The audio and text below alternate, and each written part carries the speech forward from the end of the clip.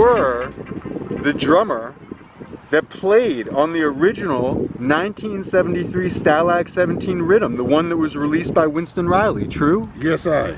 And a minute ago, I said that Stalag 17 has overwhelmingly in the mainstream media been credited as having been composed by Ansel Collins and Winston Riley. And for example, I just want to note, Santa, that in January 2012, reporting on Winston Riley's shooting death at age 65, Pitchfork.com, which is, as you know, a common music magazine, Pitchfork, posted an article that states, quote, Riley, quote, created the Stalag 17 Riddim, which was used on countless tracks. And then, Santa, there are articles written in both Billboard and also the New York Times by music journalist Rob Kenner that credit Winston Riley and Ansel Collins exclusively for the Stalag 17 Riddim, without any mention of you, Fully Forward, or the Soul Syndicate. In fact, Santa, 2 years ago. I need to take out this thing. Sure, please. Yeah, we in there first. I want the people to see my face. I want them to see it too. In fact, 2 years ago, Santa, Vocal.media posted an article that was written by Philip Jancy. I don't know who he is, but he wrote an article, and it's called Stalag 17, How This Record Traveled Through Time. And in the piece, Jancy writes, quote, the funny thing is, considering how big of a deal the song is, it's pretty hard to find out much about it. The interpreter, I'm glad for this. The interpreter actually is, this is him, the man Jancy still writing. The interpreter actually is Ansel Collins, but probably just as crucial in the making of this piece was the producer, Winston Riley. Santa, what is your reaction? What is your reaction hearing these statements that are written in publications that credit Winston Riley and Ansel Collins exclusively for the creation of the composition and the creation of Stalag 17, the Riddim, without any mention at all about you, Foley, Tony Chin, or the Soul Syndicate generally? What is your reaction? First of all, it's hilarious, it's despicable, and it's disrespectful, dishonest. Yeah. We could use all of them words. Yeah. There's many more we can go for. But you know, the funny thing about life, you know, it's the music business. I love music because I start playing music in the church. And I love music, period. I won't die being a musician. But it's the business part of it is the nastiest, most despicable business you can be in. You can get yourself involved in. You know, unless you do it yourself, and even when you do it yourself, you still have some little roaches. Do you think that's true more specifically for reggae than in other genres? Every genre. Every genre is like that. The music business, you hear me say? Yeah. The music business. Because when it comes to the creation of things, when it comes to the creation of things, the musicians have never been credited the way they're supposed to be credited in. Yeah. You understand? We can go as far back as to a group from the Motown era in the Funk Brothers. Yeah. Who create all of the big hits them and never even get no credit. We never hear about them until them do a video. So the same thing with we. See, listen, here is the thing now. Here's the weird thing. You see, if something is done and it don't come out to be anything spectacular, it don't come out to be successful, or it flop, let's say that word, it flop. You don't hear about those people. Nobody don't want to own it, you know. Yeah. Nobody, it's like when a man make a mistake, he say, no man, the next man do it, man, and not me. But when it becomes successful, hey, him run from the back to the front. Yeah. You see me I say? Yeah. So this whole thing with this whole Stalag thing here, when me hear all them talk about Winston Riley, no disrespect to him because I'm pastor and I got enough respect. My condolences and God bless him. And you know what I mean? Let me stop. Can I stop you for just a second there, Santa? I didn't mean to stop you, but did you want to continue what you were saying before? No. Where you say? Okay. So both Winston Riley and Ansel Collins are established Jamaican musicians. I mean, and I just to make sure that not everyone knows this, I know you know this, but just to say it for the purpose of the interview.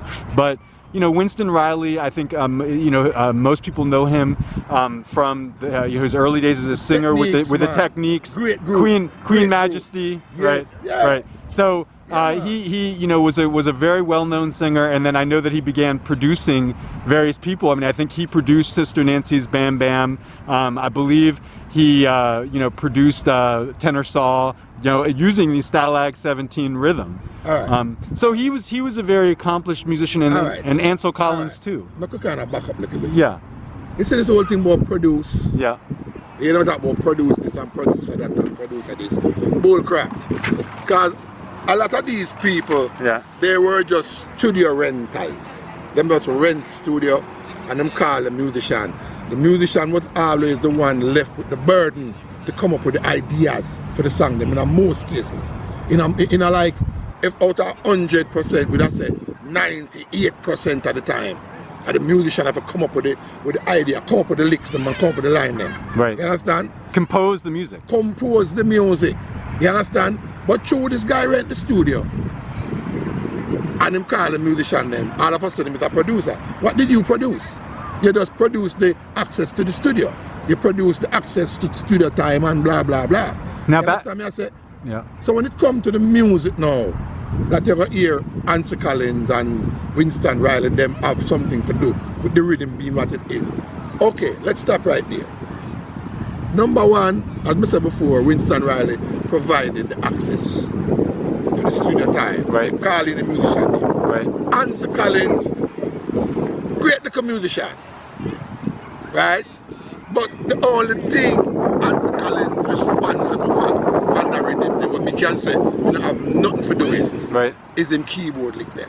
The keyboard playing on Stalag 17. The keyboard parts where Ansel Collins like an instrumental thing when they do. Yeah. Him responsible for that. Would you let me ask you this, and this is part of my not knowing much about music. Would you call what he did part of the rhythm? Would you call the keyboard playing part of the rhythm? It was an instrumental. Yes. It was an instrumental. Right. Right? It was an instrumental. And the thing is this, a lot of times, okay, you see me, I'm going to make a man know this. See me, Santa Davis, to the world, he's a very honest youth. Right? Right. And I'm a musician where me don't need no one else credit. Right. Now, if me in the studio and a man come to me and say, yo, Santa, do this. Right. Now I hear this secret vibe, I do this. Right. I'ma do it. And it work. Right. Me never think about it, Right. But me do it and it work because the man that say, play book back. Right. And me do it and it work. Yo, now give me credit, Case in point. Yep. Case in point, when just back up and go to something else. Yes. When we were doing Peter Tosh's album, Mama Africa. Yep. This tune about living in a glass house. I'll give credit where credit is due. Just for a little part of the song. Yeah. We in the studio where I record the song. Copeland Farbs, who was Peter Tosh road manager at the time.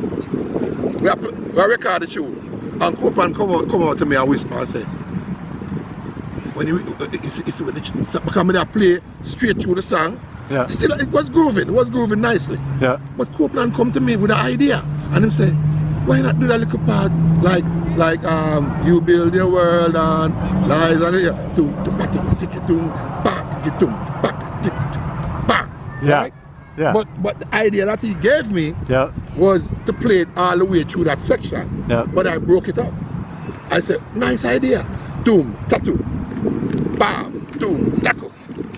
Bam. Somebody just do the syncopation on the first beat and play the rest of the song. Yeah. That was Copeland Farb's idea. I wasn't thinking about that. Yeah. But right now, on video, on tape, me can say, Copeland Farbs, come to me with that idea. I'm going to do it. Right. So I'm not ashamed. Right. I am not ashamed. I'm not afraid to give people their credit where credit is due. So that with that said, if all this bull crap where the world here already, Ansel Collins tell fully forward to play that bass line. Ansel Collins tell me to play that drum beat. It's just weird and wicked and evil and dishonest. Because look here. Right now, Mr. Ella, my brain still a function like it used to function from that time. Right. I don't forget things. You bring in a song to me. You know what happened. You bring in a song to me from them time, but remember every part I can just play it. Yeah, you can remember back to when it was recorded. You understand? So, if Ansel Collins or Winston Wright or anybody in that studio that day had come to me and said, Santa, I want you to play that beat here. Yeah. I would be honest, because it's an honor for me to be, come here to look myself in the mirror, you know. Yep. I have to look at me, you know, in the mirror, you know. Yep. So if I live a lie, I live a lie in front of God. Yep. I'm going to face God. I'm going to say me that God man. I'm going to say me that man of God and a spiritual person and be lying or take somebody. If any one of those guys came to I and said play that beat, I would be man enough today to say, yo, the other man to tell me, you know, I never think about that, you know. Right. To play that beat there. Right. I would be honest enough. I hear you. I wouldn't want, I wouldn't be so dishonorable for saying, no man, I'm my idea that. No, because this world, we come on this earth for a short moment. Yep. And the best way you can live till you leave is the only best thing you can do. You see me I say? Yeah. So all this whole rubbish about, you know, because hold on, if you listen to a song name, where I spike all the name, I am an Ethiopian. Hey, Mr. Brown. Hey, Mr. Brown. Hey, Mr. Brown, Ethiopian. Listen where you hear upon the song there. The same beat. I play the beat upon the song there before I come play the song. Right. Right. I play the same beat. So the thing is this, you know, whether I play it after or before, because here why the beat they come up now. I come on, explain it, you know. You see the whole thing, my thing says funk, you know. It sounds like funk, right? Yeah. And now you bingy me a play. Yeah. Now you're bingy. And the only reason why I end up do that was when the song, when Ansel Collins come, let me tell you exactly what. Ansel Collins, we were in the studio. And it was Are you talking now about the day that Stalag 17 was recorded? Then there are articles written in both Billboard and the New York Times by music journalist Rob Kenner that credit Winston Riley and Ansel Collins exclusively for the Stalag 17 rhythm without any mention of you, Fully Forward, or the Soul Syndicate. Exactly. So with that said, okay, so this is what I'm saying. When something is created or made or whatever, or composed or whatever, if it flop in a Jamaica term, if it flops, right? Nobody wants to own it. Nobody wants to be a part of it. Right. But as soon as it becomes something successful, right? You see what I'm saying? Yep. Everybody wants to own it. Everybody is oh, I am the one who did that and I am the one who did that. No, just like I said, I am a very honest man, and if I am in the studio and I am playing and someone comes, because all of the time, these guys who say they are producers, all them do is produce studio time and call musician to the studio. And then it is the burden, it's up on the musician. We are the one that have the burden of carrying that whole composition on our backs. Can I ask you a question on that note, though? Sometimes there were, back especially in the early days of reggae music, there were situations, not to say that it's fair in any way, but there were situations where, and I'm thinking more I'm thinking of Cox on Dodd, for example, of Studio One, where a lot of those arrangements, the contracts he would have people sign were for work for hire. Yes. Right? And so when you do the work for hire, then the studio does actually get the copyright for the song, right? Well, here's what with a lot of that now. Yeah. I don't even think them even mention the word work for hire. Because a lot of musicians never know about those terms. Means. Yeah. A lot of all musicians knew about, all I knew about back in them days was royalties. Yeah. I didn't know anything about publishing and all these type of rights. Yeah. You see what I'm saying? Yeah. So when you go into the studio and you record for a guy, right? Yes, him pay for the studio time, him hire you. You go into the studio and now you play. But it end up that the whole composition, you are the one actually coming up with the ideas of what part to play, or you're going to play this part, the bass player come up with a bass most line. Important part. So it's a collaborative effort between musicians to come up with the ideas, and then them scream out, yes, that's nice, I like that, and that thing, if I can be sure. Is that the musician them used to work, or the singers them sing and whatever them do, And these guys, from what I learned, them used to get like a weekly salary. Them give them a little money every week. Yeah. You know what I mean? And that was good because one of the paying bills and feed the kids. Yeah. But then have you signed a piece of paper, whether it was a big long blank piece of paper or whatever it was, but sign here as a receipt for your salary. Yeah. Right? Yeah. And if a man give you a piece of paper and say, sign here so that we can know that you collect your money or whatever. This is to prove that you collect your money for this work. You see what I'm saying? Right. No, all a man have to do is take that signature on that paper and then go in and fill in the blanks. You see what I'm saying? Yeah. So whatever ideas whatever involvement you had in composing the whole composition of the music, even the lyrics for the music the singer sing, by signing on that piece of paper and then them going on the dotted line and beep, beep, beep, beep, beep, beep. Yes, and this, that, and in perpetuity. That you know all them law. You know the law for the law terms what them use. Sure. In perpetuity. Wait a minute, what the hell is that? Forever. Yeah. You know what I mean? Yeah. Whoa, wait a minute. Did I sign? I didn't sign that. Yeah, you did. That's your signature. And you see what I'm saying? And a lot of reggae musicians lost a lot of their rights that way, right? Lost their rights that way because they just signed a piece of paper. They didn't know. They didn't know. It's not that they were stupid or anything. Right. They just didn't know. They just didn't know because nobody told them that. Right. These guys know that. Coxon and the Dynamics, Iron Lee, all them people, those people who was in the business know about publishing rights. They knew all these things. So they don't tell we, the little guys who never been to school of law or school of economics to know these things. When did you, Santa, start to realize that and start to make sure that you were getting credit for your compositions? It's when I come to America. Not until you got to America. When I come to America, when I start travel to America, like in Jamaica, then in Jamaica. When I start coming to Jamaica in the early 70s, no, late 70s, it's not until about the 80s now when I run into some, people in the business and we started to talk and I said, well, publishing. I said, publishing, what is that? They said, okay, to show you how way out in the bushes I was as far as the publishing. I thought publishing was publicizing something. Right. Publish this. Hey, look, you publish it to the people. Yeah. So, what I mean? People might laugh when they hear this, but that was my idea of publish. You publish something, you publish an incident, right? I didn't know the publishing thing was a right. A bundle of rights, A bundle of rights that belongs to you, the person. And so, I just learned that. Where people have talked about the creation of the Stalag 17 rhythm online. And so I want to mention, because there was this article 2 years ago on vocal.media that was posted, an article written by Philip Jancy, and it's called Stalag 17, How This Record Traveled Through Time. In the piece, Jancy writes, quote, "The funny thing is, considering how big of a deal the song is, it's pretty hard to find out much about it. The interpreter actually is Ansel Collins, but probably just as crucial in the making of this piece was producer Winston Riley."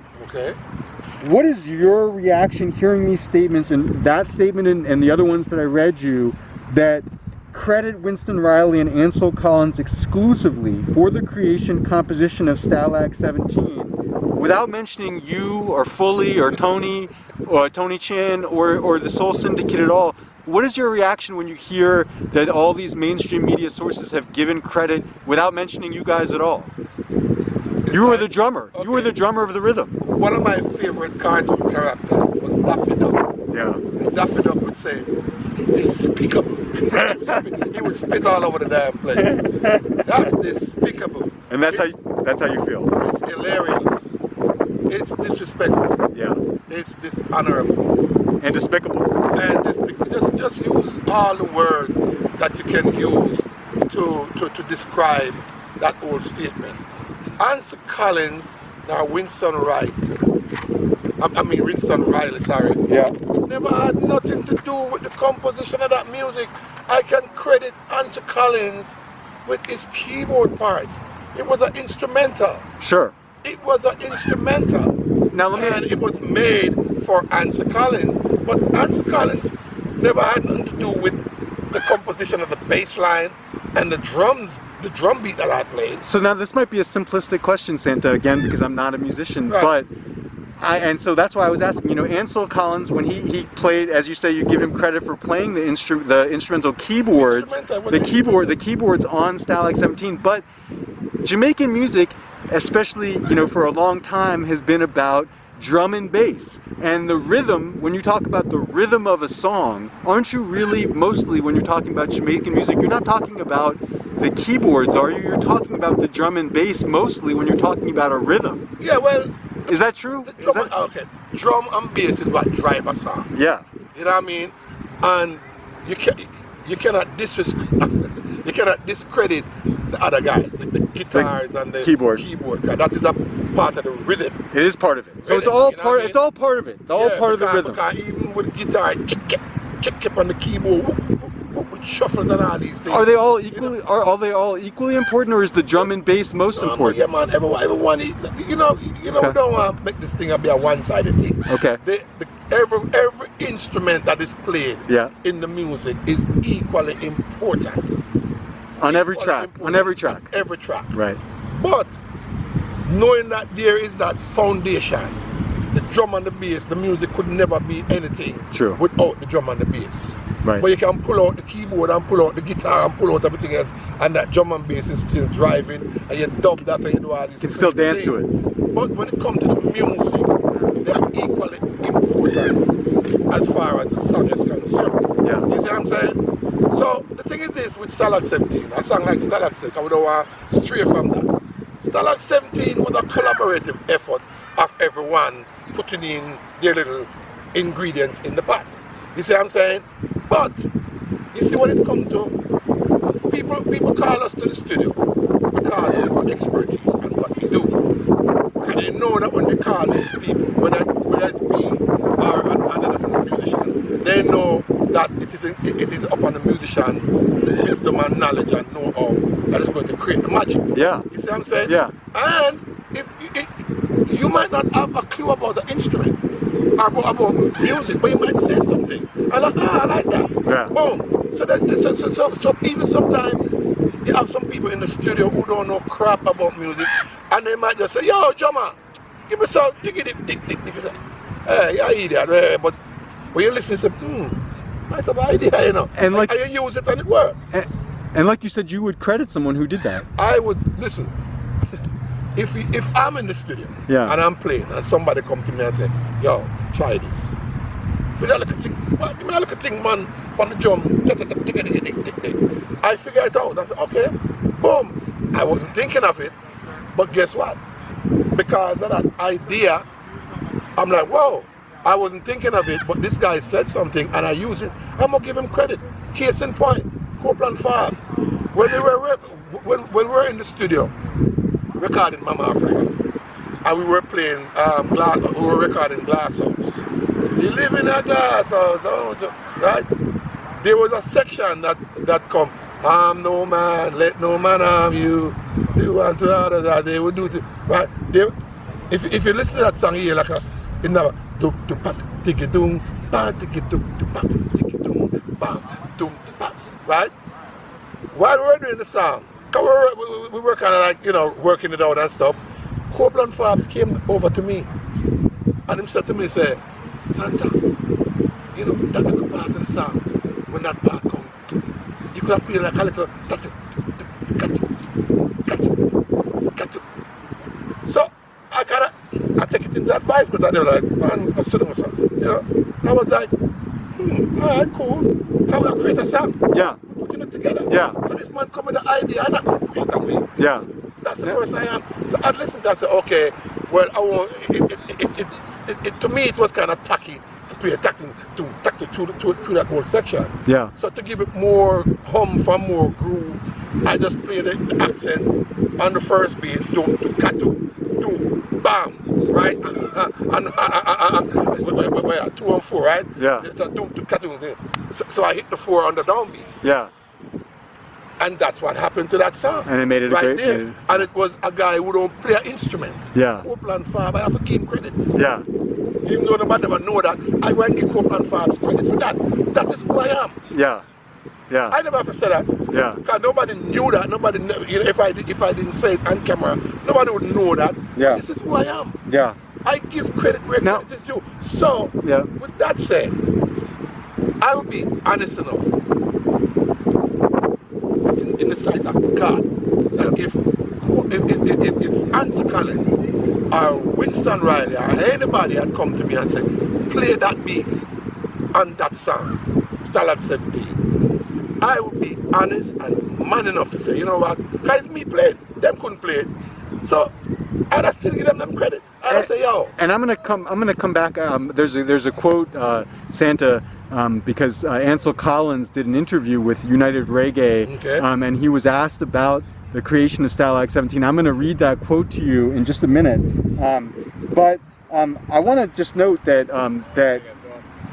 good, we're good, man. Good, thank you. I just want to note that although I said that most of the books and online sources credit Winston Riley and Ansel Collins for the composition of Stalag 17, there are a few websites that do mention the Soul Syndicate. And for example, I thought it was particularly noteworthy when I was doing this research to find out that the American Wikipedia, now Wikipedia, of course you can't go by, you can't do all your research by Wikipedia, and Wikipedia is often incorrect. But I find it to be a useful source when you begin to do research, just to see what the public thinks, about something, and the sources that are used. And so, Wikipedia is one of the first things that pops up when you do an internet search. So when you search, what you can find is an American Wikipedia page for Stalag 17 that credits Winston Riley and Ansel Collins for the Riddim. But then there's a French Wikipedia page that you can also pull up that's in French, and it credits the Soul Syndicate with the Stalag 17. What is your reaction to that, and what do you make of that discrepancy? Okay, I'm gonna tell you why. Yeah. Because you have some journalists. Okay, it's Jamaica that fund the place, right? With Jamaica and Jamaicans. Jamaica that fund the place, and the people are a funny set of people. Okay. Which is Jamaican, we said to a foreigner, I said, yeah man, we grew up with Bob Marley, man. Yeah man, me and Bob Marley used to smoke, and yeah man, we used to hang out and blah blah blah. And in their mind, you coming from Jamaica, which is a small little island, they will think that you know everybody, because sometimes some people come to me and say, oh, I met this guy down in Montego Bay, his name was so-and-so, you know who that is? Right. Yeah, everybody knows. I don't know who that is. Right. I don't hang out in Montego Bay, because they think that every Jamaican knows every Jamaican. And a lot of Jamaican people, the despicable ones, will tell people and give people information like they know. Like they actually know you. They actually know, and they give out information that they heard from somebody else. Yeah. So these guys don't know, so they write what somebody tell them. Because you have some Jamaican people who are brilliant, Yeah. Them can listen to a story and then embellish it and say something. Make it whoa, you swear he knew it. He was there. You see what I'm saying? Yeah. So the thing is this now, with the French people are a little more in depth. I have to have respect for them French people, because guess what? Those people, they dig. They try to find certain things and about the music. Yes, and we as a group, Soul Syndicate, are very popular amongst those people. Yeah, because a lot of those people were influenced by Soul Syndicate, by Fully Fullwood, by myself, Santa Davis, China Smith, Tony Chin. You know what I mean? One of my first interviews with Tony at the Golden Sales, or Golden, he brought a number of artifacts from Soul Syndicate days, and one of them was a French comic book. I don't know if you've seen that. That's all about the Soul Syndicate. It's in French, about the Soul Syndicate. The French people, bro. Yeah. And I have to say this. Yeah. I have a lot of respect for those people. Yeah. Because when they try to find the truth, that's the one thing with those people. Yeah. I don't know what it is. They try to find what it is, and they know more about me than I know about myself. Yeah. Yeah. You see what I'm saying? So they're digging it deep into the music. Because they go deep. They try to find what the real deal is. That people find out something from Winston Riley and Ansel Collins, and them run it down, and then write their article. Because there's many articles. Yep. People write, you have a million different books, and it's all something that they heard from somebody, a third party, who have no clue where the original thing come from. Them only hear from somebody who heard it from somebody else, and then them come now acting like they are the ones who have the full information. And a lot of times those people have their various motivations for saying things. Because they want to be popular. Yeah. Imagine if you were a nobody. Yeah. Walk up to some, a nobody, and you want to be somebody, and you come from Jamaica. But then, And you walk up to somebody and them say, yeah, Bob Marley, yeah man, Bob Marley, yeah man. Me and Bob Marley was brethren, man. My brethren used to drink cornmeal porridge. Can hear the song, but we used to cook cornmeal porridge and them thing there. Some man feel like say everybody would eat cornmeal porridge with Bob Marley. So, oh, you were there, yeah man, a change town I come from, man. Bob Marley and them. You understand me? I say, so, and then these people don't have no way to check that, fact check that. You know, they don't believe you. Because they come from Trenchtown. Bob Marley grew up in Trenchtown. You know what I mean? And all of that thing generated from this. So people would believe that because they don't have no other way of knowing. But you brought up the example of people who are not famous, who are not well known, who want to claim some kind of space by making these claims. But what do you make of somebody like, as distinguished, because he is distinguished based on, you know, other hits that are definitely his, like someone like Ansel Collins, who has a very distinguished discography? Why would he want to make these claims? Because he wants to feel important more than he really is. Yeah. I'm not going to say that on camera. Yeah. Because if Ansel Collins was a man of good integrity within himself, a man of a man with a good heart, he wouldn't do that. Well, then I want to get to now exactly Ansel Collins' words, Santa, because I don't think anyone has ever read this to you, and I think it's important to get your reaction to it. It's all about integrity, man. So, and honesty and respect and decency. And so in that regard, Santa, in April 2017, so we're talking about only about 3 years ago, yeah. Angus Taylor, who writes about reggae music a lot, he published an interview that he did of Ansel Collins in Jamaica, and it was published on the website United Reggae. In that interview, Taylor asked Ansel Collins, quote, "Can you tell me about the creation of another piece of music associated with Winston Riley, the Stalag?" Now I want to read you what Ansel Collins said, his whole answer, before I get your reaction to it, because I want you to understand everything he said. So Ansel Collins responded to that question, and he said, quote, "Oh, it was me that created that, man. That was 1974. His brother, Buster Riley, called me and said he wanted to do 7 tunes with Earl Chenna Smith, Soul Syndicate. So I was going to do these 7 songs. That was all Buster because I didn't see Winston there. Because I said I was not going to do anything for Winston again because of too much going on. And when we did it, I said, boy, I have a tune, you know? And he said, go on. So I just told the bass man fully and the drummer and Chinna that I wanted this style. And we just did this big tune, man. Trust me now. The biggest tune now. That was what Ansel Collins told told a reporter, a journalist, music journalist, just a couple of years ago in Jamaica. What is your response? I mean, he doesn't even say your name. He just says the drummer. Of course. You can do everything to minimize somebody's input. You can do everything to demonize. You can do everything. Do it. It makes you feel good, don't it? It makes you feel good. Like, oh, I'm the big man. I'm the man. I just say the hog with the big nuts, right? Okay, cool. So you want recognition, and that's the way you're gonna go about recognition. Okay, I can tell you exactly what happened on that day. Please. Or at least close to. What do you remember? Buster Riley doing a session. Yeah. And we were the musicians. The Soul Syndicate. Soul Syndicate. Because we did work prior to that time with Buster. Yes. You see what I'm saying? Now Buster and Winston, they work together a lot. They're brothers. They're brothers, and so they work together, and so they they had a jukebox business. They had a business with jukeboxes and all them things. Right. Was Winston? Well, let me ask you: was Winston even there in the studio? No, he wasn't. Because they had a bunch of jukeboxes and them things. So it was more on the record shop, and you know, so they used to. He was kind of like the businessman. Winston was. Yeah. Buster Riley was more like the man who, the ground and pounder, you know what I mean? Would be in the studio. Yeah, he was the man to do the dirty work them, you know what I mean? But then let me step back for a second and just say, as we've been talking about, so much credit wherever you go has been given to Winston Riley, but you're saying he wasn't even there when it was recorded. Buster Riley was the man who got the studio with Buster Riley. Because we used to work for Buster more than Winston. Yeah. You understand? Yeah. Buster was more like a joke stand thing. So he was more personable. You know, Winston was more the businessman, you know what I mean? Yeah. He was a businessman, was a successful businessman, you know what I mean? Yeah. So no disrespect to Winston Riley. Sure. He was an accomplished businessman. You know what I mean? And I respected that. But Buster was the man.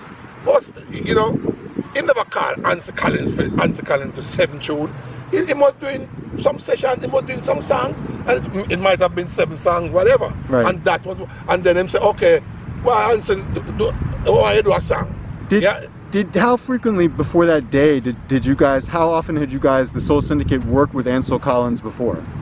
I mean, from time to time we might run into each other. Because he would play in like the Aggravators, he would play in different studio bands, so you would see him that way? Yeah, from time to time, you know, we meet up, because the Aggravators was a bunch of musicians. We were kind of like one of the main part of the Aggravators. Yeah. Myself, you know, I was kind of like one of the regular. Yeah. You know what I mean? And they had Fully, me and Fully, and me and Robbie Shakespeare. Most of the time, me and Robbie Shakespeare play a whole heap of hit song for Bunny Lee. Right? And then you have a bunch of keyboard players. You have Bernard Harvey, who is Touter, who played in a circle. You know, he was one of the main keyboard players. And you know, there was a bunch. But that's how you would know. That's how you knew Ansel, just as like another fellow musician who would be in the studio session bands. And also, he had a previous hit called Double Barrel. Yes. You know what I mean? And yeah, you know, Ansel Collins, a wicked song in a Double Barrel. Do bang bang bang bang. Right. Bang. I Am the Magnificent. That was a big tune with the man Dave Barker. You know what I mean? So respect. Right. Respect. Right. Because me that man, I'm telling this, Bridget. Right. Me respect every man for them input to them. Because I am not going to come like, oh, me, Santa Davis is this. No. Right. Because it's a big team of people. Yeah. It's a whole lot of us who contributed to the day that Stalag was recorded. Yeah. He said, that's like a 2-card thing, man. Ansel said that. Yeah. Right? That's all.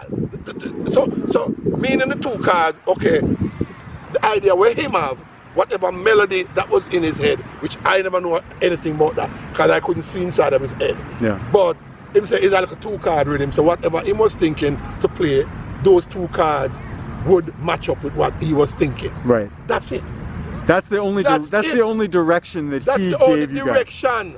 The thing about boom boom, kazuki zoom zoom, that's all fully followed. It's the fully followed. Man, sometimes I talk to Fully and Fully so frustrated and it hurt my heart. It hurt me. To see how sometimes Fully just frustrated, like him so disheartened because he said that bridge in there. That man create some bass line of Jamaica. The man play upon some hit tune from Jamaica. Yeah. The man, even Light Parks and them, Light Parks and we the people, the man used to say, them eyes are wait for hear the next tune of Fully gonna play. Chinna said when it said to me in Jamaica, that Miles Davis said he was the baddest bass man he'd ever seen. Listen, I say, Fully would have come with some line where he said, what the hell are you thinking? That's the type of person he is. And worse when me and him, because listen, we used to get up and rehearse like there was no tomorrow. So me and Fully had a band. Even to this day, if me and Fully go into the studio, it's just crazy shit going on. Right. I mean, this is not. It's just some crazy stuff. We would come up with some of the, because guess what? We like-minded. Right. We're Scorpios. You see what I'm saying? Yeah. We're both Scorpios. Yeah. So the thing is, you know, I don't know if that have anything to do with it, but we like-minded. We grew up together like a family. Yeah. So we understand. You know each other. I would do something and he would just answer it. Yeah. He would do something and I answer it. Yeah. And I repeat it. And he would repeat. And that's how we work off of each other. And we work off of each other. So when me and Fully go into the studio, it takes no time. It's not a whole damn day for him to just come up with a line that, where the hell did you find out? You see what I'm saying? So Ansel Collins, yes, mention, the 2-card thing. Just 2 cards. Doom ching, ching, whatever the cards were. You understand what I'm saying? Yeah. Fully came up with the bass line. So I'm there thinking, okay, I don't just want to play a regular 1 drop. Ching, tung, pa, chicka, chicka, I didn't want to do that. I want to push it. Yeah. So I said, how can I push this song? Oh, my involvement with Ras Michael over the years of playing Naya Bingi. Chuk, chuk, chaka, chuk, chuk, ke, ke, tuk, tuk, ba, ba, ba, tuk, chuk, chaka, tuk, tuk, You use that. tuk. That's what I'm doing. Yeah. That comes to my mind. I'm saying, okay, I'm going to play Naya. In my mind, I said that, you know. Yeah. I didn't say it to no one. I said, I'm going to play Naya Bingi upon that one. Yeah. That was the thought. I'm going to play Naya Bingi. Do you remember that day? Did you guys play a number of songs and rhythms that day in the studio? Yeah, there was it a bunch? There was a number of songs, but I don't even remember them, to be honest. Right. But I remember that. Stalag. Yeah, and that song was done in RJ studio. Yeah. RJ. Yeah. Me hear some people talk about, oh, it was done at Treasure Island, it was done at Channel 1. No. RJ studio. Yeah. RJ. We never forget that. You see what I'm saying? Yeah. So anyway, so that was the whole deal. I'm gonna say, okay, Naya Bingi. Alright. So now me I play, which is cause the fun there is like juk tuk, juk tuk, tuk tuk, repeat that tuk tuk, baka tuk tuk ba, tuk tuk, baka tuk tuk ba. So I just say, okay, I'm just gonna use the trap set and do all of that together. Yeah. So I'm doing the fun there and my kick drum, boom, boom, boom, boom, which sound like a funk song. Sound like a funk. You could call it funk. But I'm doing the funde and my bass and my kick drum. My snare drum is a repeater. And then this guy over here, the hi-hat, just doing all of the timekeeping and doing all these little offbeats and all that. That's how it came about. That's how I played that thing. I was thinking Naya Bingi. Yeah. That's why I played it that way. And fully, the kind of beast he is, the moment I start doing he's that weird kind of creature. All of a sudden, he found something. Boom, boom, doom, boom, boom. He's doing exactly what I'm doing on the drums. Yeah. If you listen, doom, doom, yeah. doom, dang, doom, doom, rank, doom, doom, doom, pa doom, doom, boom, boom. That's that. So we are mimicking each other. Like him want to come, okay, cool. If him want to own that, him own it. But look, I will go to my grave knowing to the Almighty God that Ansel Collins never had nothing to do with that masterpiece bass line, the drum. Can you hear me just explain it to you? Because if you go to a song where Ras Michael to do, name, hey Mr. Brown, I ain't Mr. Brown, I am an Ethiopian. Hey Mr. Brown, I ain't Mr. Brown, Ethiopian. Robbie Shakespeare play bass on that one there. Yeah. Right? And on the same beat. Yep. I just use the beat again. Yeah. Yeah. I just use the beat again. Yeah. You see what I'm saying? Yeah. So when you know, it's really a disrespectful thing when people, bro, look, you're gonna get credit. You are the featured guy on the song, but can you be just honest with yourself? Just be honest, man. It's about integrity. It's about integrity. It's about decency. It's about you being a real human being who gives credit where it's due. Because my brother, if Ansel Collins had told me to play that, I would be man enough, be honest enough to say, yo, Ansel Collins told me to do that. It wouldn't take, it wouldn't, because he couldn't play it. Right. Now I played it. Let me ask you two sort of basic questions about this. In your view, and maybe you've already answered it, but I just feel like to make sure I cover my bases. In your view, who deserves credit for the composition of Stalag 17? Me, fully, China. I think Tony Chin was there. Yeah. Yeah. He was there. Yeah. He told me he was there. Right. Yeah. Yeah. Okay. Soul Syndicate. Soul Syndicate. Soul Syndicate. Now me just call out the names and become just one of the people I know who was involved. Yeah. Soul Syndicate. Yeah. We. Nobody else. Now, was Winston Riley involved at all in the composition of Stalag 17?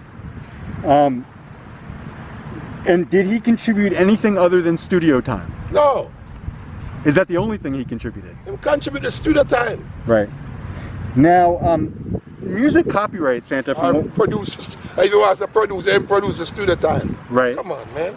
Now, Santa, music copyright from what I understand, has two parts. That there's the actual composition of a musical work, and then there's the master sound recording. And of course, I'm focusing in on the word composition when it comes to Stalag 17, because it's the composition which leads to the existence of a copyright for a particular music work. True? Is that true? Well, I mean, I don't know the law pertaining to that. Yeah.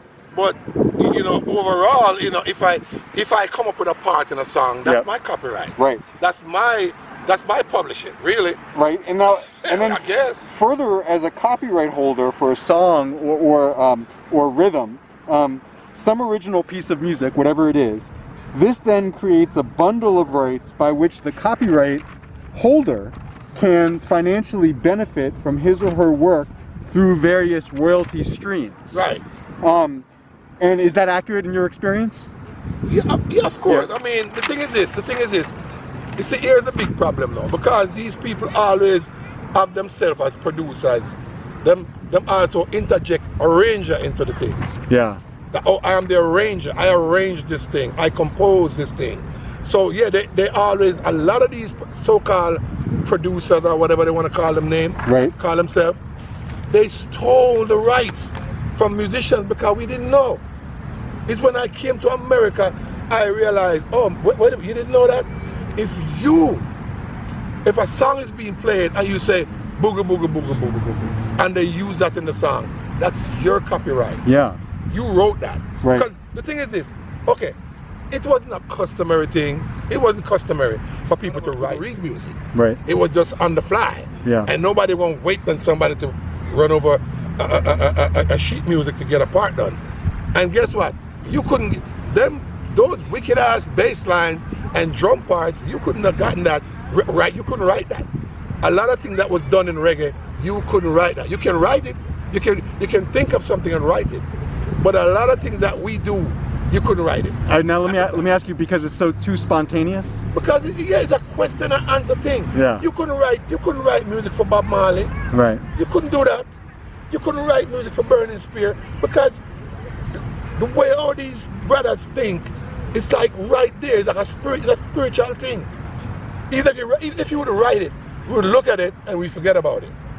So I would say this: if Answer Collins had written that drum part, if he had written it and put it in front of me, I mean, back then I could scribble a little bit. I could understand all of that, because I used to mess with it back then. But once you leave it, you lose it. Yeah. But anyway, that's a different story. If he had written that part out and I played it, then I'd shut my mouth up.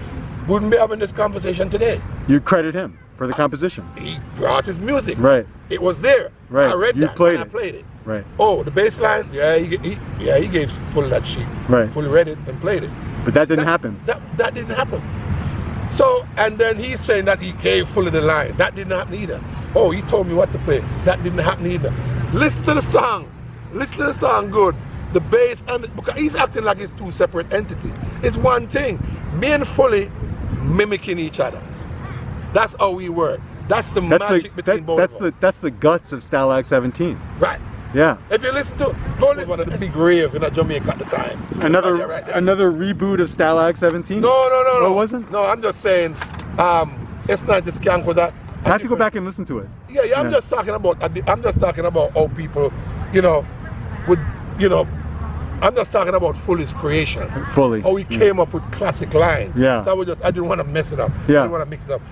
I'm just saying the classic lines that he would come up with. Yeah. And I'm just naming that song. Yeah. As one of them. Yeah. Boom, be-doom, Now, be-doom. You know what I mean? let me ask you, Just think like that, you know? Santa, in your experience, where there are multiple creators or composers for a song, normally, unless they contractually work something out different, all of the copyrights are equally split between the creators of the song. Is that true? Yeah, it's supposed to. That's how it should work. I mean, yeah, that's how it should work.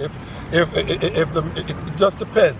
Okay, so if you go in, Yeah. and you sign, if after you're finished working, Yeah. and somebody say, or even before you work, they say, okay, sign this agreement. Yeah. oh, work for hire. Okay, now that's a different story. Because guess what? I'm not going to arrange nothing. I'm just going to play whatever you want me to play. Right. Because once you give me a piece of agreement and said, work for hire, don't expect me to come up with crap. Because if I come up and it's work for hire, no, I don't believe in that. You see what I'm saying? But the way it's supposed to work is if I go in the studio with you and I come up with a part, I make the song become something. It's out of just a mutual thing where you say, okay, by you recognizing my input, you say, okay, I must split the stuff with you. Yeah. Or I'm going to give you 2%, 4%, whatever, I don't know. Right. Whatever it works out to, that is fair. And you work it out, so I get, okay, so if Santa Davis go inside of the studio and I'm responsible for the arrangement of that piece, yeah, it's my copyright. right. I am the composer for the music, And so I have to get full rights, and that's due to me. And without getting into too much detail about it, I understand that some of these royalty streams include things like mechanical royalties, print music royalties, public performance royalties, and synchronization license fees. Right. All of these are different royalties that allow composers of original music, which includes rhythms like Stalag 17, to make a living from their work. True? Right. Because guess what now? Back in the day, it was okay, so you used to have different versions of a song. People would record a song and then they come with a bunch of different version, bunch of different singers that come and sing on the song. Depends on how powerful the rhythm is. Right. Now, nobody was thinking that 10 years, 20 years, even 50 years down the line, Stalag would be so influential. Any song would be. So what happened? These songs, they license them again. Yeah. So it's like an old new ball game. Right. That's a totally different agreement. And because look, which one of those Beatles songs? Remember a Beatles song came back a few months ago, maybe a year ago, whatever, and became a hit again. Yeah. It was from way back in the 60s. Right. And the song became a hit again. Right. But what I'm saying is, nobody thought about that. It wasn't we didn't know anything about, oh, a song is gonna come back and they're gonna license this song and it's gonna make an impact again. Right. You see what I'm saying? Which is what happened. And these guys, people say, man, can I, I like this song. A lot of people like, but they can't get it. Oh, really? Boom. It start to generate income. Comes back again. And then because these guys already said, oh, we own the rights to the stuff, even though they didn't compose it, they end up collecting these new money now. Now, you see what I'm saying? And you like that, and all of them jumping on the bandwagon because what has he done in the past couple of years?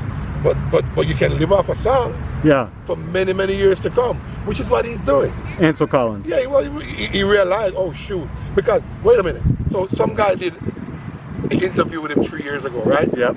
So how come the song was made 73, 74? Right. And I never heard one day Ansel Collins say he's the one who composed was the one who told you in fully what to play. That it never came up in the 70s. It never came up in the 80s.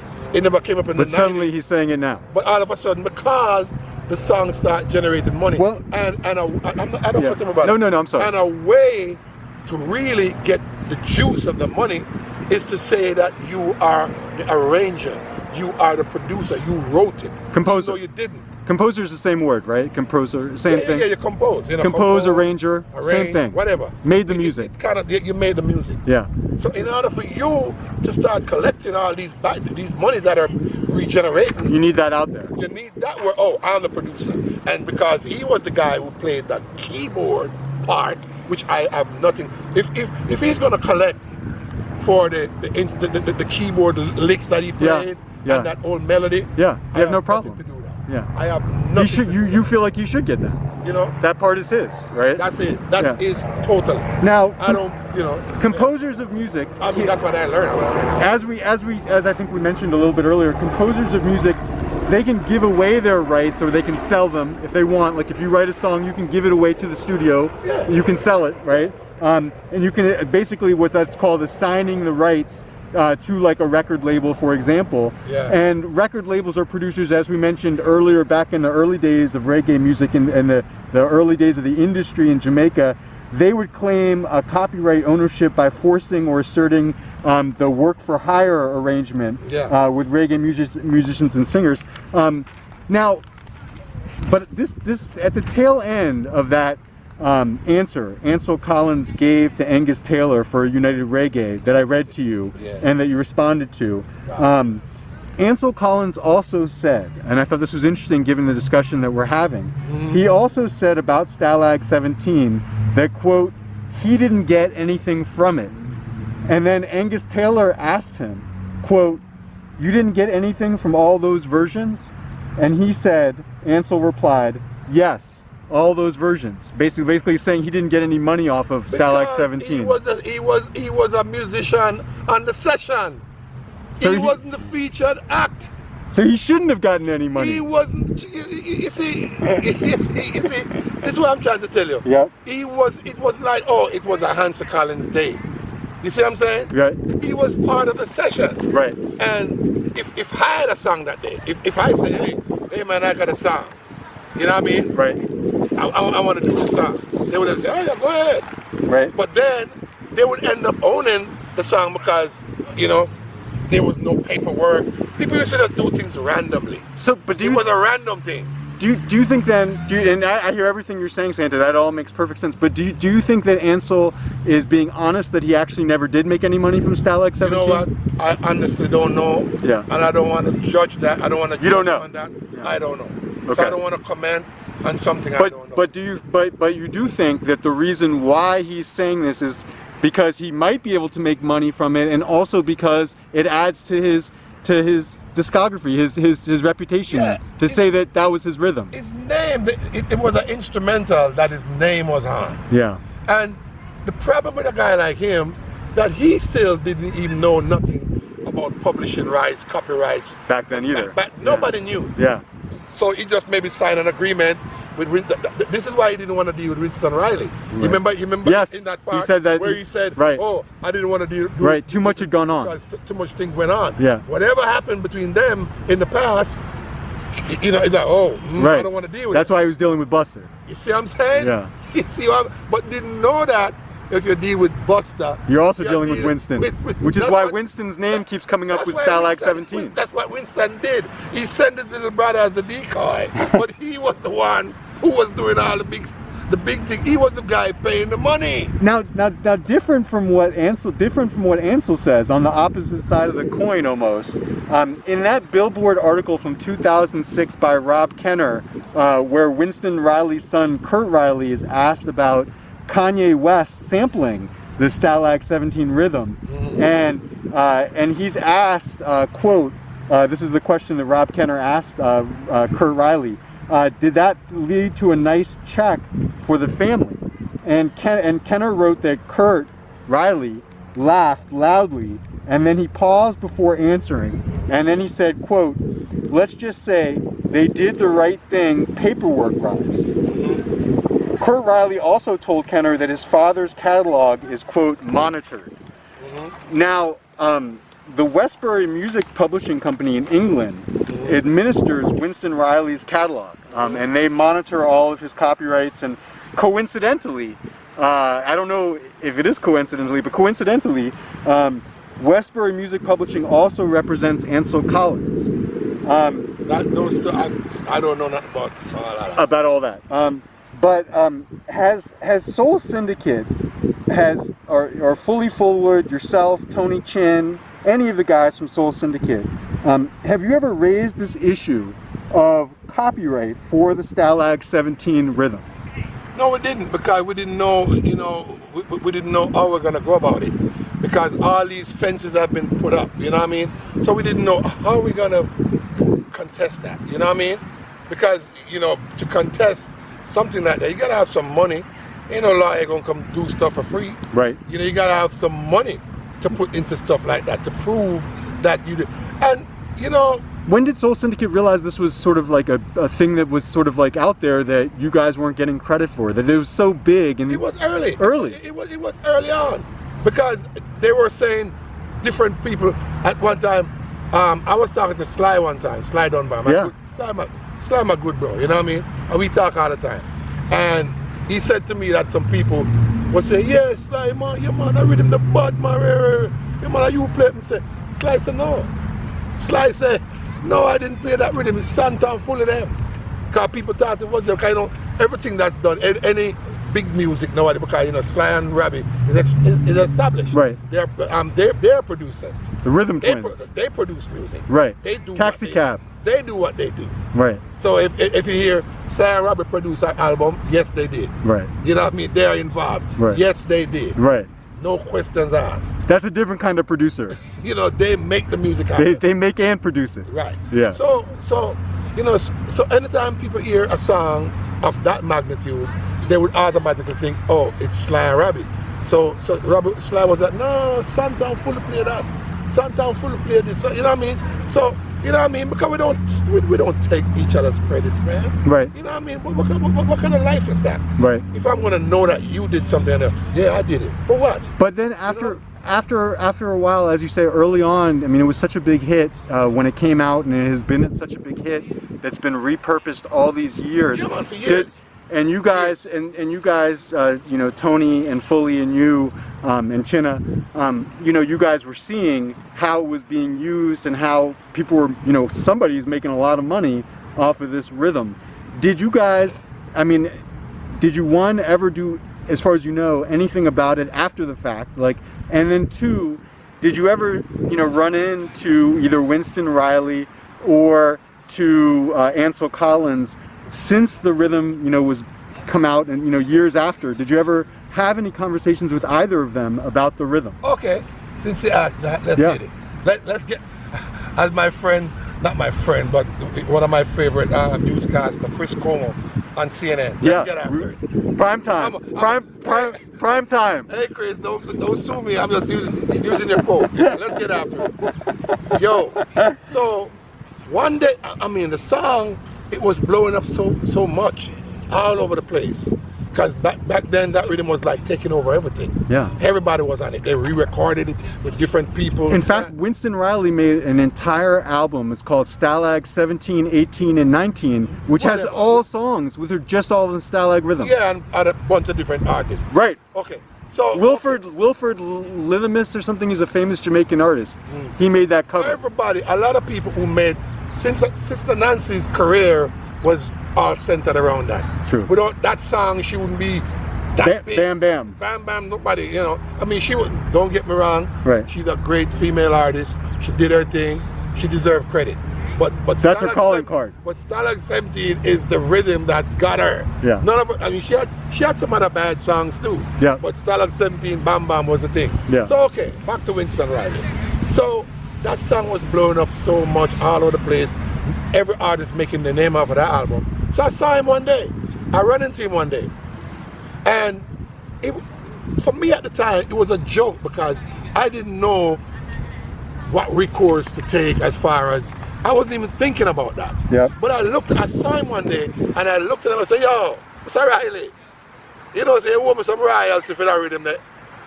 You owe me some money, you owe me some royalties. Wow. And he never spoke to me after that again. Did he even look to you when you asked him that? He give you a cold eye, a stink eye? Yeah. It was as if I stole something from him, like, or I messed with his family or something. The way he was like a scar. I said, I was saying it as a joke, but he took it serious because he realized he realized that it was true. Yeah. He owed me some royalties off of this thing, right? But when I said, yo, Mr. Riley, you know, that's a joke, you know? Mr. Riley, you owe me some royalty off of that there, you know? And Winston Riley never spoke. You were dead to him. Never a word. Do you have any idea, roughly, Santa, when that was? That you had that conversation? That was in the 70s. That was somewhere so late, in the 70s. Maybe a couple years after it came out? Yeah, it could have been 77, yeah. 78. The song came out in 73, so a few years after. Right, yeah, it was like with the 75, 70. Well, anyway, but in that timeline. So, and I said it to him, and he looked at me. And he looked at me with a scar, Bob Marley said, he looked at me with a scar, why they eat up all my corn, you know what I mean? So, you know what I mean? And him look, and I just said it to him, you know, he was a royalty, you know. And he never spoke to me ever again. So he did an interview, you know, his son or whoever it is. Maybe that one Kurt Riley I was talking about. Riley, whoever he is, yeah. I don't know him. But anyway, I might know him, you know, no disrespect, because I'm not here to bash anybody, but I'm just speaking my truth. True. So they're talking about Kanye West doing that. Yeah. I don't know, because I'm not in their business. I don't know what kind of contractual arrangement. Right. But Winston Riley himself did an interview, and it came out, I think it was in the Jamaica Observer. Maybe you might have a way to find it, and find that article. Yeah. Where he was talking about the rhythm. Yeah. And he said, and I read man, I should have cut the damn thing, or if I was on my computer, I should have just copied it. Yeah. But in the interview, he was talking about all the songs he did. Yeah. I remember telling about the techniques. Yeah. He was a part of the group. Yeah. Great. That was one of the premier singing early groups. Yeah. Yeah. Right? And he said, out of all the rhythms or songs he has ever made, he made more money off of Stalag 17 alone, cover all them songs. He was talking about he was saying, look, I bought a big ass business place, I bought houses, I bought, you know, he was talking about all the achievement he made with that one rhythm. Before he died, he had invested, I think it was written in the Jamaica papers, I think he had like $850,000 into a reggae museum of sorts. So I don't know, but what I'm saying is, he said in the interview, you know, just to cut it short, he made more money off of Stalag 17 than anything he has ever done in his whole music business life. How does that make you feel as the drummer on Stalag 17, who hasn't gotten any? Earth. And the day I got paid, yes, I got paid, because I tell you, he used to have jukeboxes. Yeah. And we actually never deal with him personally. It was his brother, Buster Riley. Yeah. I went to go collect my money one day, and Buster Riley took me in their little van and take me all around. They had some jukeboxes in the ghettos. Yep. In some bars, you know, because back then days you used to have jukeboxes in bars. Yeah. And they had a bunch of those. Yeah. And he had me drive around with him like for half of the damn day, clearing those jukeboxes. Like I was his security guard. Wow. Clearing his jukeboxes. And then this man gave me a bag of damn silver. Wow. A bag of silver. Sounds almost like 30 coins of silver. Tears. I said, bro, what am I gonna do with this? He said, but like the amount of money I was supposed, $100 or whatever it was. That was supposed to be your payoff. It was a bag of freaking silver, bro. He was trying to pay you off. And I was like, he said, but that's, I said, bro, man. So he said, all right, we'll wait till Winston come. Wait. Bro, tears. And I stood by their gate outside. They had the, because they used to use their mama's house where they all grew up. You know, that's where if you want to go see Winston Riley, that's where you go. You go. What's Eastern Street? One of them street. Yeah. But I remember going on that street, and I stood outside. Bro, tears came to my eyes, bro. I cried, literally cried, like, damn. You know, I had to wait. After this man take me around through in jungle, trench town, or some places where you could easily get robbed at the time if guys wanted to do something. And I was this tall guy. Buster Riley was a short guy, you know what I mean? So I'm this big, tall giant. Yeah. And this man is clearing these jukeboxes. If somebody, they would have probably licked my head off just to take the damn money. You see what I'm saying? And this man trying to give me a bag of freaking silver. I couldn't even lift it. I said, where am I going to? I'm going to the bank with this? They would look at me. I'm not a businessman, and I'm walking into a bank with a bag of freaking silver. But it showed you his guilt, huh? Yeah, and I was there, and he said, all right. And I stood there, and I waited, I waited for, and the sun, you know, when the sun started coming out in Jamaica, anywhere you stand, it hits you. You got to keep moving. And I was doing that for like a portion of the day. to way up in the day. Then the big boss drove up, and I was so embarrassed. You see what I'm saying? So you know when you see these people do these things, and then when I hear Ansel Collins and all these other people talking about ownership to this thing, it hurts. Was what Buster did, when that story that you just told, and I'm glad you did, you think that was Buster's guilt getting at him, trying to give you something just because he realized? That was his way of, he's saying he was really honestly trying to pay you for that? They're going to pay you, but this is how they're going to pay you, because they collect, it's money. I mean, technically it's money. Yeah. But I'm not going to never forget that. So you see, there is so much things. This is why it hurts me. It's really disrespectful to my integrity as a musician. People don't know what we go through. They see Santa Davis, they see Fullwood. There is millions of dollars owed to us, bro. Millions of dollars. Before Winston passed, you just mentioned that story about Buster. Before Winston Riley himself passed, and after that conversation that you had with him, you're saying that was the last time he ever talked to you, right? And that was way before he got shot and stabbed, whatever it was. Way before that. He never talked to me again. And do you know whether any other members of the Soul Syndicate ever talked to him? I don't think so. Cause Fully was always a reserved person. Yeah. Fully's not like me who just go get it. Like, yeah. Fully was kind of like really. Fully's not confrontational then. I'm not confrontational, but I will speak for my rights. Right. And I used to take backup for him. You know what I mean? I used to be the ramrod, like, yo, that's cool. Me deal with this, blah, blah, blah. You know what I mean? But it's not a bad man thing. He was just a person who, you know, he was more reserved than me. I would talk. So as far as you know, there was never any other talking between them. Nobody. And what about now with Ansel Collins? Over the years, has there ever been an attempt by you guys, the Soul Syndicate, to talk to Ansel Collins about maybe even him himself correcting just the history about how it went down? Well, somebody called Fully and told Fully about what Ansel had said. In that interview I just read? Yeah. United somebody Reggae. called Fully and tell Fully. Yeah. So Fully got his number. In Jamaica, yeah. So Fully said he called him. Yeah. And he said he called Ansel. I said, Ansel, what kind of thing that man you talk about? You told us what to play.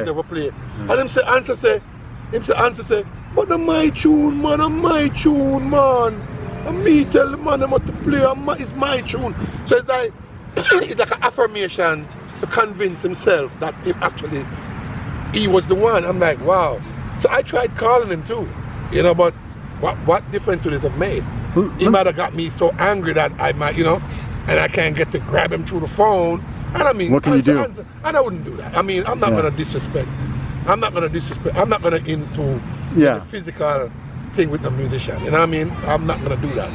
But in a way, I'm kind of like glad I never actually talked to him. Because for him to be telling me that he told me what to play, it would just be a back and forth crap, which wouldn't go nowhere. It would just evolve, yeah. So, you know, but as I say, bro, just to make it straight, Ansel Collins is responsible for his keyboard melody, not Stalag 17 rhythm. How come all these years, I mean, maybe you've answered this, but how come Soul Syndicate hasn't done more to vindicate its intellectual properties as the true composers of the Stalag 17 rhythm? I mean, I guess you mentioned lawyer fees and things like that, but I mean, you know that. I do. You can't just go to a lawyer and say, hey, look here, I got this case, and you know we're gonna make a lot of money, but you know, can you do it pro bono? Yeah. Come on, that's a lot of work, because you know that if you're gonna do investigation like that, it's a team. It's not one person. You gotta have a team of people.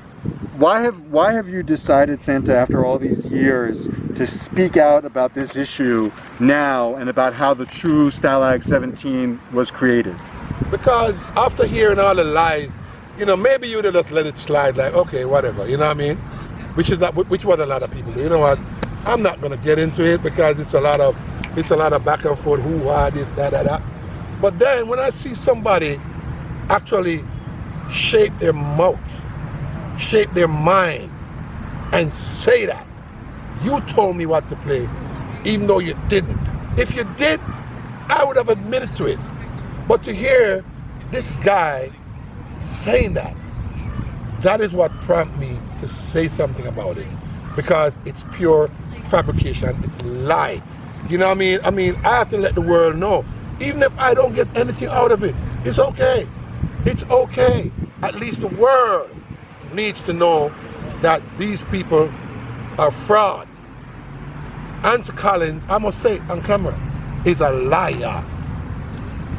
Is a liar. See what I'm saying? He didn't compose. We composed. Soul Syndicate. We composed it. Me, Santa Davis, George Fullwood, Earl Chinna Smith, Tony Chin. And of course, him was the keyboard player. I don't know who else was on the session, but hey, that's it. Santa, I'm gonna ask you for one final word on this, but before I do that, I want to just say, first of all, thank you so much for this time to talk to you. Yeah. There's still, you know, as I mentioned to you when we wrapped up our first interview, which was already so long, that there's still so many more things I want to ask you and talk to you about as it concerns your career. Just to mention, you know, like I want to talk to you much more about your work with Dennis Brown. I want to talk to you more about Peter Tosh and what that was like being with Tosh for all those years. And when we last spoke, we talked mostly about things revolving around Peter's death, but not so much about your time with him. So I want to revisit that when we next get together.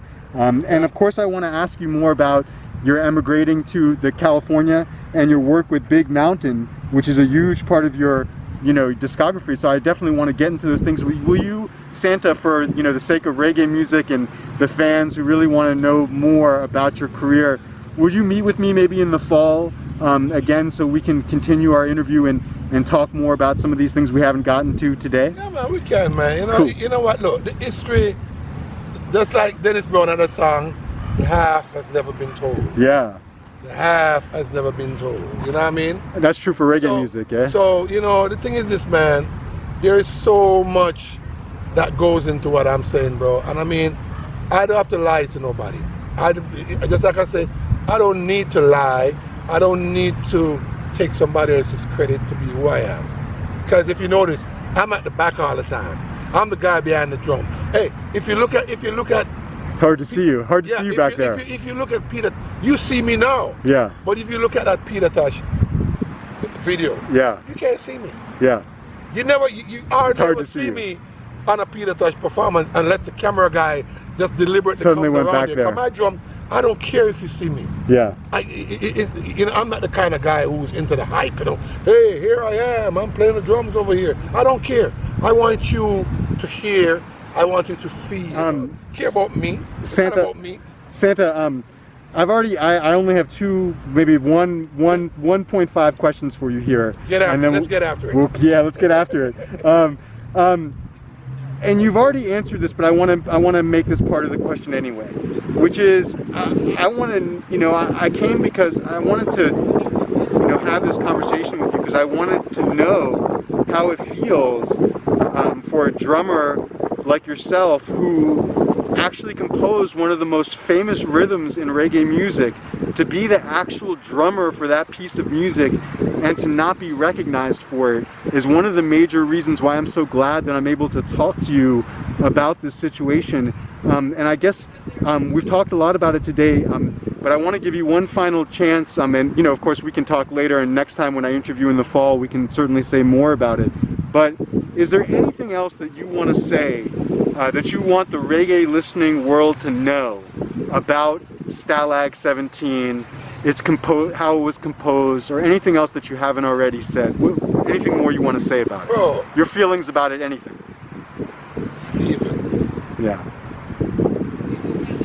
Jesus Christ did more than I could ever do.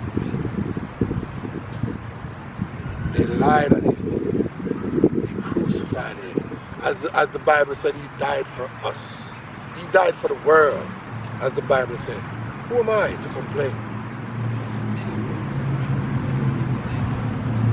Who am I to complain? Jesus Christ did more than I could ever do. Right. And look what they did to him. Right. See what I'm saying? Yeah. So, to me, it's just an honor to know that I did a song that the world love, or you know, a great portion of the world recognize, you know. Yeah. And you know what? By me not getting the reward that I think I deserve, my brother fully, China, Tony, you know what? It's okay. Because Christ, I go back to that again, Jesus Christ did more than I could ever match up to what they did to him. I hear you, So Santa. who am I?